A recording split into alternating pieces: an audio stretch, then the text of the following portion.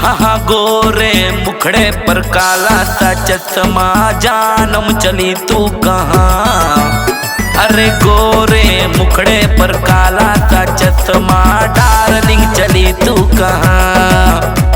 अरे मैं तेरा आशिक हूँ, पागल दीवाना हूँ, मुझको तो थोड़ा बता। अब कर ले मौज मस्ती, ऐसा मौका मिलेगा कहाँ। रुक जा रुक जा रुक जा।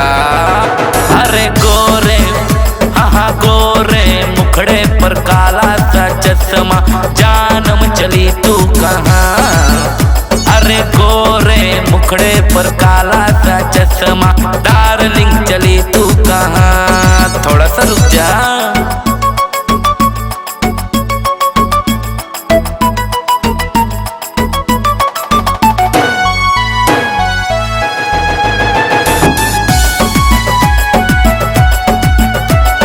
देखो तो इसको ये लड़की याहूर है, परी परी लगती है ये।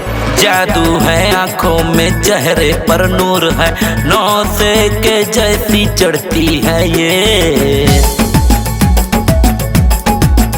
ये तो कम सिन कली है, ये है हुस्न की रानी, ये है रूप मस्तानी, इसकी चढ़ती जवानी।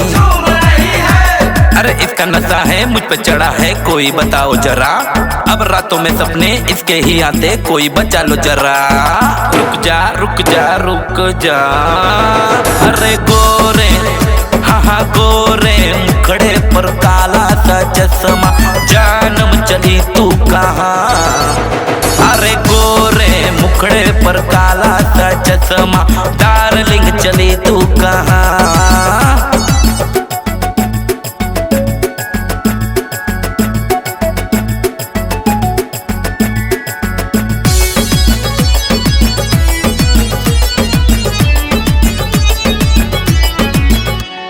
तुझसे ही प्यार अब करने लगा हूँ, रब ने बनाया है मेरे लिए। तुझे ना देखूं तो चैन नहीं आता है, मेरी आंखों में चेहरा तेरा। तेरी चाल मस्तानी, आए चेहरा नूरानी, तू तो गुड़िया जापानी, अब बनेगी कहानी।